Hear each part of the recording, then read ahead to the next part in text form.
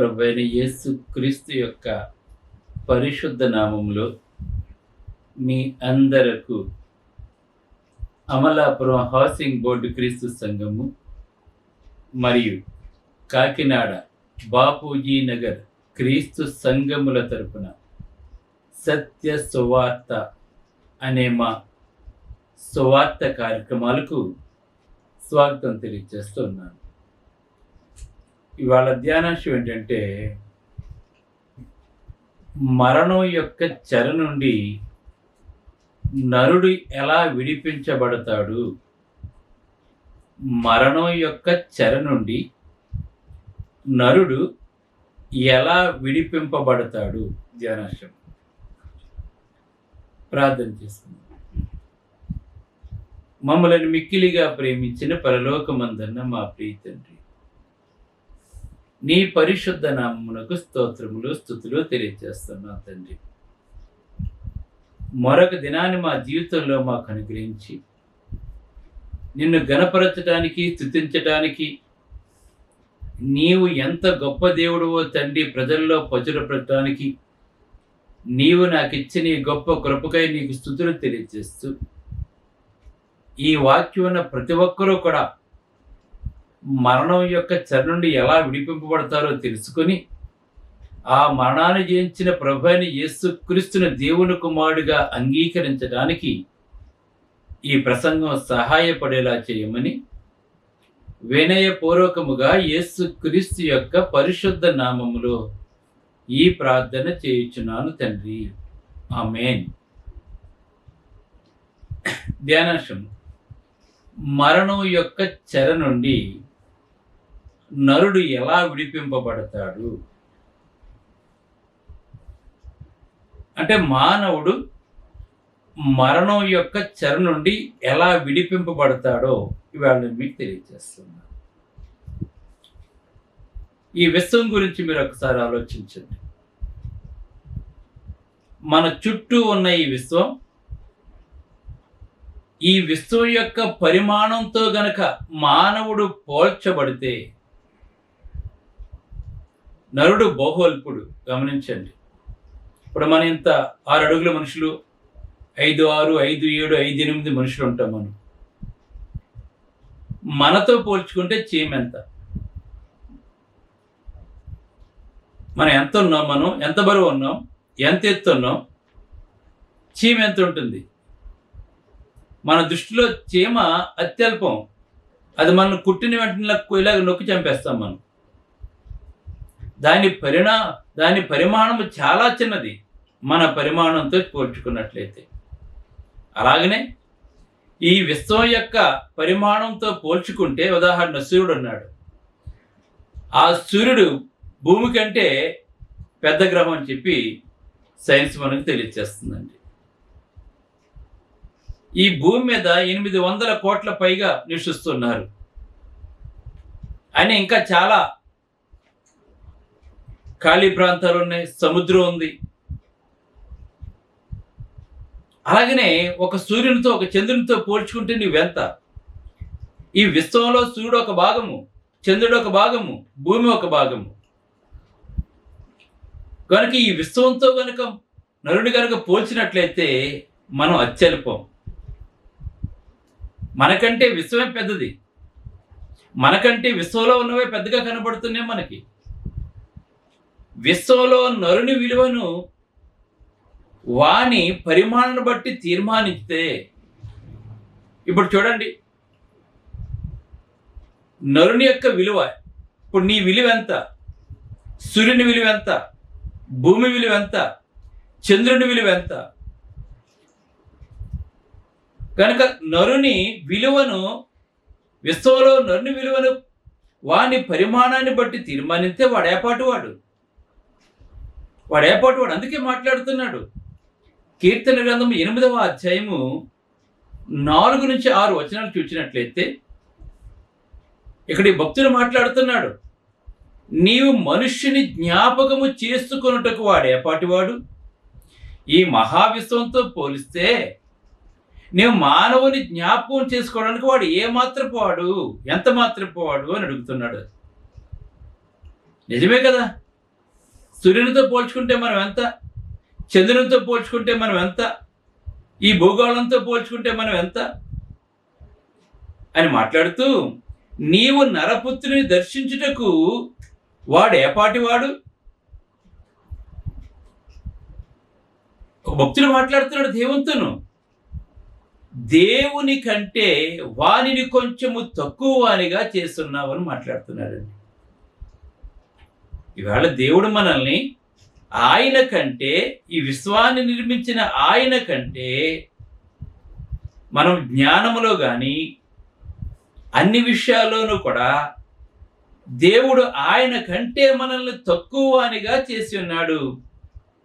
అంతేకాకుండా సృష్టిలో ఉన్న అన్నిటికంటే కూడా మహిమా ప్రభావములతో వానికి కిరీటము ధరింపజేసి ఉన్నావు అని మాట్లాడుతున్నాడండి.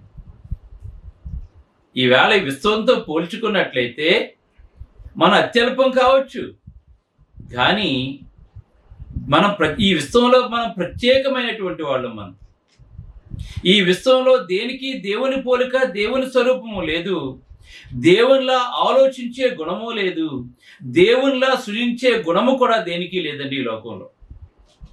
కానీ దేవుడు మనకిచ్చాడు. అది ఎంత గొప్ప దేవుడో చూడండి. ఆయన దేవుని కంటే కొంచెం తక్కువగా చేస్తావు అంటే దేవుడికున్న జ్ఞానం మనకుంది, ఆయనకున్న జ్ఞానాన్ని మనకిచ్చాడు దేవుడు. ఇంకా ఇచ్చిన మహిమ ప్రభావంతో మనకి కిరీటం ధరింపజేశాడు దేవుడు. మనకి మహిమా ప్రభావంతో కిరీటం ధరింపజేశారు. మనకి ఈ సృష్టిలో ఉన్న దేనికి కూడా మహిమా ప్రభావాలు లేవండి. వాటి పనవి చేస్తున్నాయి అంతే. అంటే అంత జ్ఞానమును దేవుడు మనకు మాత్రం ఇచ్చాడు. మనం సృష్టిలో అత్యల్పం కావచ్చు, కానీ మహిమా ప్రభావంతో దేవుడు తన కిరీటాన్ని మనకు ధరింపజేశాడు.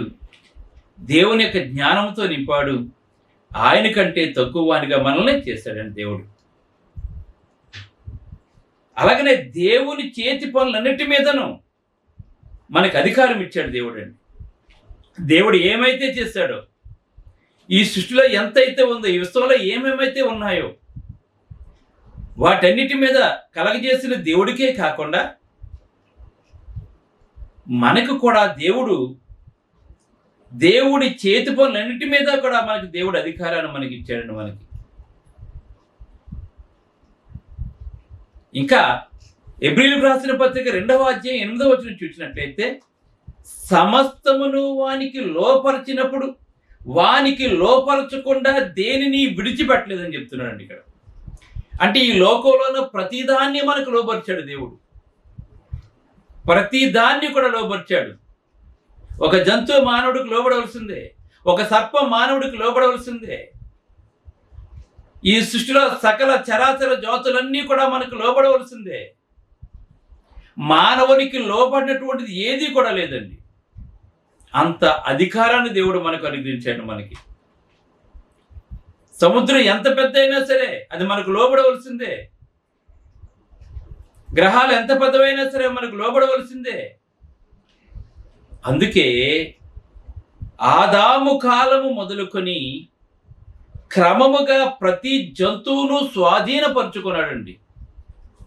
సింహాన్ని లొంగ తీసుకున్నాడు, పులులు లొంగ తీసుకుంటున్నాడండి.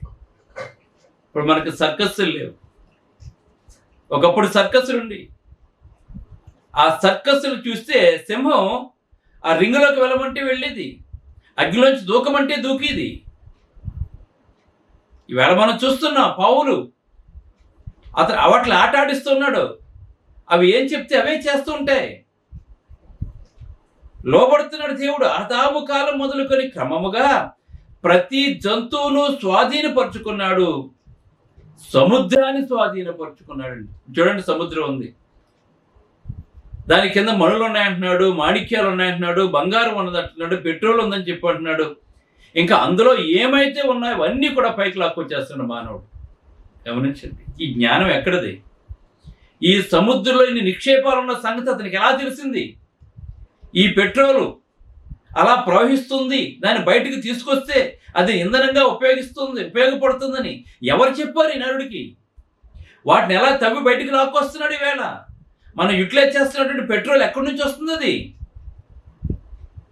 ఈవేళ వాడే ముత్యాలు కానీ, డైమండ్స్ కానీ, బంగారం కానీ చూస్తే ఇవన్నీ కూడా భూమిలో ఎక్కడెక్కడ ఉన్నాయో, భూమిలో ఎన్ని రకాల గనులు ఉన్నాయో, ఆ ఒక్కొక్క మైను దేనికైతే ఉపయోగపడుతుందో వాటన్నిటినీ కూడా ఉపయోగించుకుంటున్నాడు. సముద్రం మీద అధికారం ఉంది. గాలిని, ఆకాశాన్ని కూడా తన చుట్టూ ఉన్న పరిసరంలో మానవుడు ఎలా విజయాలు సాధించాడో గమనించండి. వీళ్ళ చంద్రమండలానికి వెళ్ళిపోయాడు, అంగార గ్రహానికి వెళ్ళిపోతున్నాడు, సముద్రపు లోతుల్లోకి వెళ్ళిపోతున్నాడు మానవుడు.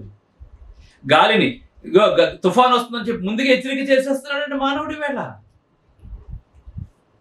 వరద వస్తుందని చెప్పి ముందుగా చెప్పేస్తున్నాడు. వేళ చూస్తారా మనం వేళ ఎలా చెప్పగలుగుతున్నాడు? వేళ ఆకాశంలో విమానాలు ఎలా ఎగరగలుగుతున్నాయి, హెలికాప్టర్స్ ఎలా ఎగరగలుగుతున్నాయి, సముద్రంలో మత్స్యములతో పాటు వాళ్ళు ఎలా దూర ప్రయాణం చేస్తున్నాయి, రైలు ఇంత వేగంగా ఎలా వెళ్ళగలుగుతుంది. ఈ బస్సులో మనం వేళ వాడుతున్న ఎలక్ట్రానిక్ ప్రతి వస్తువును కూడా ఎలా నిర్మించాడు. ఈవేళ మనం వేసుకుంటున్న మందులు, అతనికి ఈ మందులకి గుణం ఉంది, తగ్గుతుందని ఎలా తెలిసింది? దేవుడు సమస్తాన్ని కూడా మానవునికి లోబరిచాడు. ఇవన్నీ చేస్తున్నాడంటే, దేవునిలాగా ఇవన్నీ కూడా నిర్మిస్తున్నాడంటే, ఆకాశపు హార్మోన్లు నిర్మిస్తున్నాడంటే, గాల్లో తేలే వంతులు నిర్మిస్తున్నాడు అంటే, రాత్రిని కూడా పట్టపగలుగా చేసే ఎలక్ట్రికల్ సిటీని కనిపెట్టాడు అంటే, ఇదంతా ఎక్కడి నుంచి వచ్చింది? ఈవేళ మనం చూస్తున్న కొన్ని మాల్స్ చూసినట్లయితే, కొన్ని బిల్డింగ్స్ చూసినట్లయితే వాటి యొక్క కన్స్ట్రక్షన్ ఎలా చేయగలుగుతున్నాడండి అతను. సముద్రం మీద సిటీలు నిర్మిస్తున్నారు. ఈవేళ అండర్ గ్రౌండ్ లో నుంచి ట్రైన్స్ వెళ్ళిపోతున్నాయి. ఈవేళ మనం చూస్తున్నాం. చూడండి, దేవుడు మానవునికి మహిమ ప్రభావములతో మనకి కిరీటము నిర్మింపజేశాడు దేవుడు.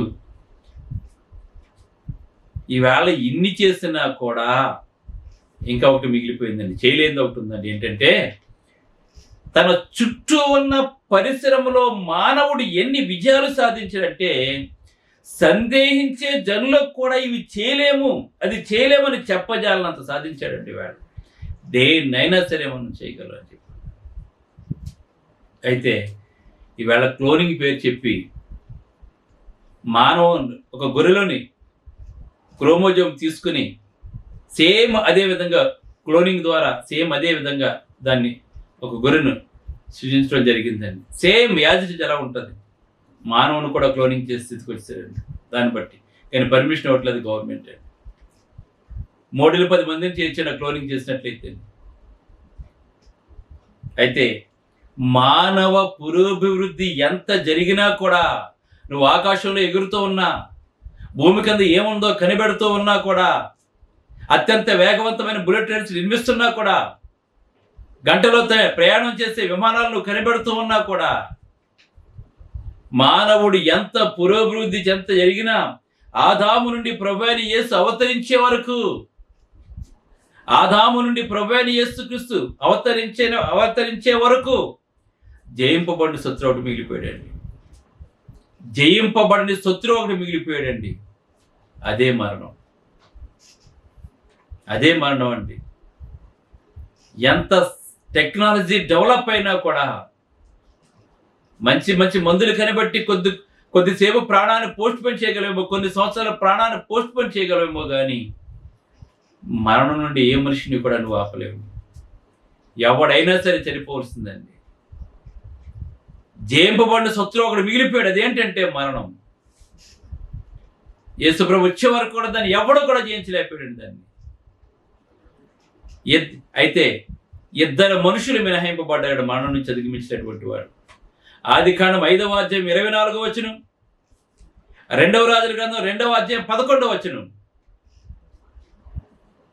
హానోకు దేవునితో నడిచాడు, దేవుడు అతను తీసుకుని పోయాను కనుక అతను లేడని చెప్తున్నాడు అండి. అగ్నిరథాలు వచ్చి ఏలియాని ఎలీషాని వేరు చేసి తీసుకుని వెళ్ళిపోయండి. 2 మనుషులకి మరణం నుంచి అధిగమించే శక్తిని దేవుడు అనుగ్రహించాడండి. మనుషులు ఒక్కసారే మృతి పొందవాలని హెబ్రీ పత్రిక 9:27 తెలియజేస్తుంది. మనుషులందరూ ఒక్కసారి చచ్చిపోవాలి. ఎంత టెక్నాలజీ డెవలప్ అయినా జేబు పడిన శత్రువు యేసుప్రభు వచ్చే వరకు కూడా మరణం అందరినీ కూడా ఏలిందండి. మరణం అందరూ కూడా దానికి గురైపోయారండి. దానికి గురవునటువంటి ఎవడో కూడా లేడండి. కనుక మనుషులు ఒక్కసారే పుడతారు, ఒక్కసారే చచ్చిపోతారండి. కానీ పురాణాలు ఏం చెప్తున్నాయంటే 9 జన్మల తర్వాత 10వ జన్మ మంచిగా జీవిస్తే అప్పుడు మనిషి జన్మ ఎత్తాం మరలా అని చెప్పి మాట్లాడు. తప్పండి.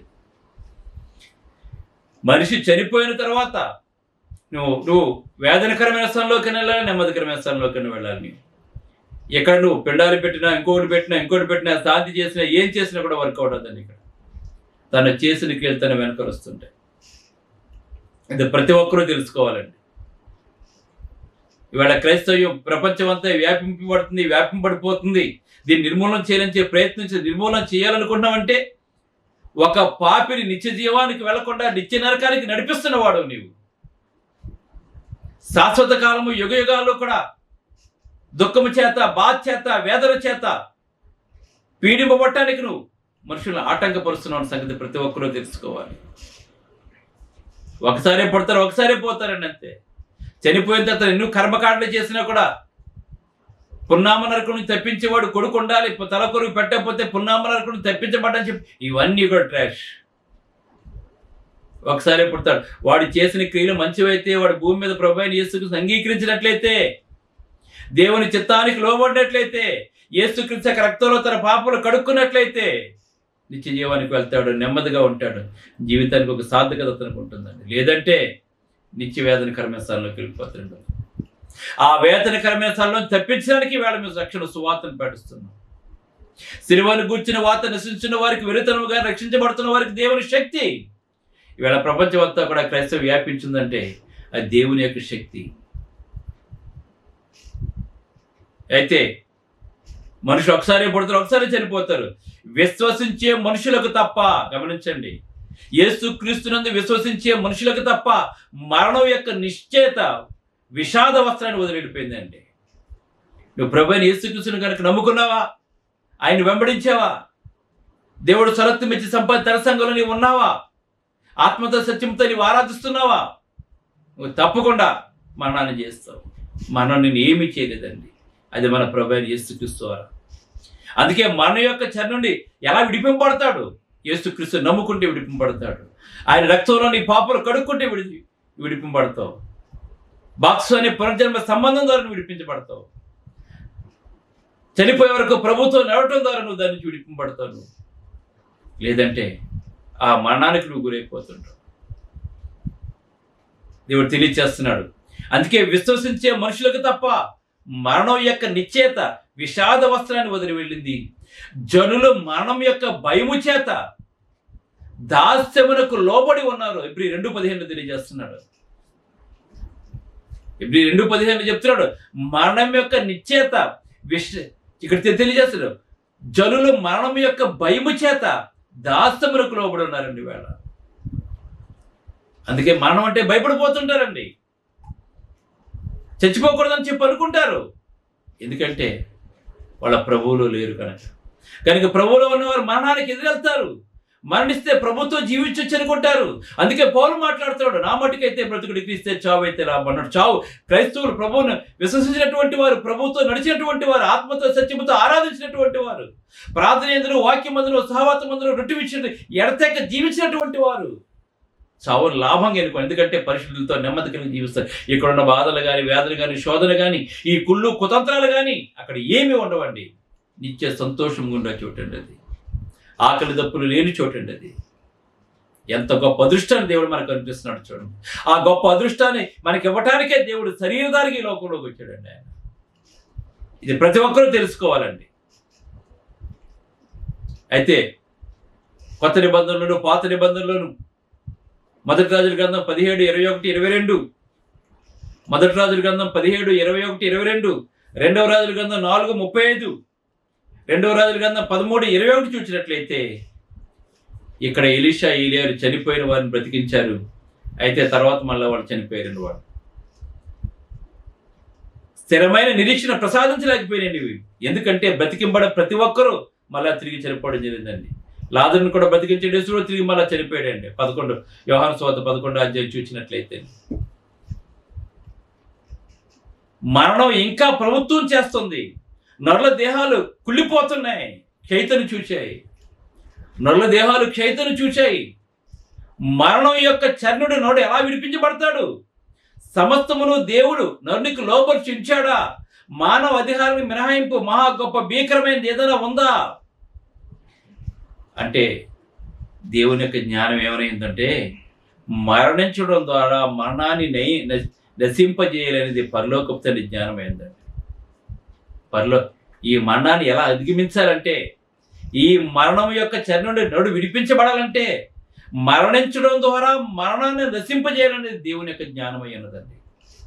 అందుకే ఆయన శరీరధారిగా మరణించడానికి వచ్చాడు. మరణించడం ద్వారానే మరణాన్ని దేవుడు ప్రభువైన యేసుక్రీస్తు నశింపజేశాడండి. అందుకే రక్త మాంసాలతో పాలువాడిగా రావాల్సి వచ్చింది. ఎబ్రీ 2:14 చూసినట్టయితే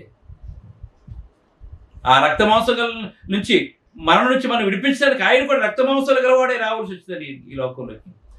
ఆయన పునరుత్థానం తక్కిన వాటికంటే భిన్నమైనది. ఎందుకంటే మరణం ఆయన మీద ఎన్నడో ప్రభుత్వం చేయలేదు. రోమ 6:9 మరణం ఆయన మీద ఎప్పుడు కూడా ప్రభుత్వం చేయలేదండి. ఆయన అపోస్తలుల 13:34 చూసినట్లయితే యేసు కూడా చనిపోయాడు కానీ కుళ్ళి పట్టలేదండి. ఆయన దేవుడు కుళ్ళి పట్టలేదండి. మరణాన్ని జయించడం వల్ల ప్రభువైన యేసుక్రీస్తు. అందుకే యోహాను 14:19 మాట్లాడుతున్నాడు, నేను జీవించున్నాను కనుక మీరును జీవించలేని మాట్లాడుతున్నాడు అండి. ఆయన మరణాన్ని అధిగమింపజేశాడు కనుక, ఆయన జీవించాడు కనుక ఆయన ఒక్కడే మరణాన్ని జయించే శక్తి ఇచ్చాడు. ఈ లోకంలో అన్నిటి మీద ఏలిక చేసినా కూడా, అన్నిటి మీద అధికారం ఇచ్చినా కూడా మానవుడు చేయలేనిది, సాధించలేనిది ఏదైనా ఉందంటే మరణాన్ని జయించడం. అది ఒక ప్రభువైన యేసుక్రీస్తు వారి చేతిలోనే ఉందండి. అదంతా కూడా నువ్వు మరణాన్ని జయించంటే, మరణం చెర నుంచి విడిపించబడాలి అంటే నువ్వేం చేయాలి అంటే, ప్రభువైన యేసుక్రీస్తు మరణం ఏమీ చేయలేకపోయిందని ఆయన దేవుడు కుళ్ళు పట్టబడలేదు కనుక, నేను జీవించున్నాను కనుక మీరు జీవించని చెప్పి ఆయన వాగ్దానం చేశాడు కనుక మనం ఆయన వెంబడించినట్లయితే, నమ్ముకున్నట్లయితే, అందుకే పునరుత్థానము జీవమును నేను నా యందు విశ్వాసం ఎన్నటికీ చనిపోయిన తిరిగి బ్రతుడని చెప్పారు కనుక అది యేసుక్రీస్తులో మాత్రం ఉంది కనుక ఆ మరణాన్ని జయించాలంటే, యేసు ప్రభు ఎలాగే జయించి నువ్వు కూడా జయించాలంటే నేను యేసుకు దేవునికి కూడా నప్పుకో. ఈ సైన్స్ ద్వారా కానీ, ట్యాబ్లెట్ల ద్వారా కానీ, దేని ద్వారా కూడా సాధ్యం కాదు. ఒక దేవుడు మనకి ఇచ్చిన గొప్ప వరం ఇది. అందుకే తన కుమారుని లోకంలో పంపించడం మన ప్రభువైన యేసుక్రీస్తు. ప్రార్థన చేసుకుంటాం. పరిశుద్ధుడైన తండ్రి, పరలోకమందున్న దేవాన్ని పరిశుద్ధ నామమున స్తోత్రాలు తెలియజేస్తాం. మరణపు చర్య నుంచి ఎలా విడిపించబడతారంటే యేసుక్రీస్తు యొక్క రక్తం ద్వారా తండ్రి. మరణాన్ని తండ్రి మరణించడం ద్వారా నేను మరణాన్ని నశింపజేయడం దేవుని యొక్క జ్ఞానమైనది కనుక నాయన ప్రభువైన యేసుక్రీస్తు రక్త మాంసాలతో వచ్చేసండి మమ్మల్ని మరణం నుంచి విడిపించి నిత్యజీవానికి వాసులుగా చేసి నీ స్వరక్తి మీ సంపద నీ సంఘం ఇచ్చుకున్నా కనుక నాయన ఈ లోకంలో అబద్ధ బాధ ఎక్కువైపోతుంది తండ్రి. సత్యాన్ని నమ్మటం లేదు ప్రభు, అబద్ధకులు ఎక్కువైపోయారు తండ్రి. విగ్రహారాధన ఎక్కువైపోతుంది ప్రభు. నీవు వీటి నుంచి కాపాడి ప్రతి ఒక్కరు నిత్యజీవానికి వెళ్ళడానికి ప్రసంగం సహాయపడలేదు చేయమని, ఈ వాక్యం ప్రతి ఒక్కరు ఉదయవాంఛలు తీసి దీవించి ఆశించి అభివృద్ధి చేయమని తెలిసిన నడుపుకుంటున్నాను తండ్రి. అమ్మే. మీ అందరికీ వందనాలు. బ్రదర్ జార్జ్ రాజు వారా, church of Christ, housing board, Amalapuram, near KIMS medical college, Konaseema district 533201. Mobile number 9848730355 929331747. Email ID georgerajuvara@gmail.com. Website www.helpingforpoor.com.